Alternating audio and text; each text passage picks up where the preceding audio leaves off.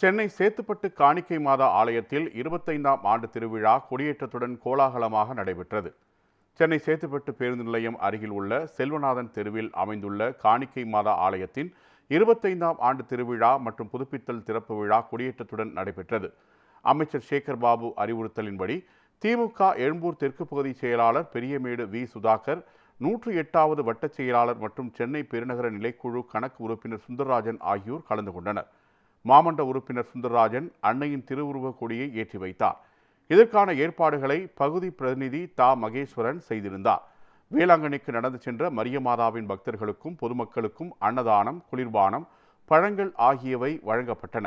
இந்த நிகழ்ச்சியில் வட்டக்கிளை நிர்வாகிகள் மற்றும் கழக பொறுப்பாளர்கள், நிர்வாகிகள் பலர் கலந்து கொண்டு சிறப்பித்தனர். புதிதாக அமைக்கப்பட்ட அன்னை வேளாங்கண்ணியின் திருக்கோயிலை இன்றைக்கு புதிதாக திறக்கப்பட்டு இருக்கின்றது. திறப்பதற்கு முன் நம்முடைய பாத்திமா ஆலயத்தினுடைய பாஸ்டர் அவர்கள் இந்த திருப்பலியை ஜெபித்து இன்றைக்கு ஊர் பொதுமக்கள் அனைவரும் இணைந்து மாதா உருவ சிலையை அமைத்து கோயில் அருகில் வைத்து உள்ளார். அவருக்கு இந்த ஊர் பொதுமக்கள் சார்பாக அவருக்கு பெரிய நன்றியை தெரிவித்துக் கொள்கின்றேன்.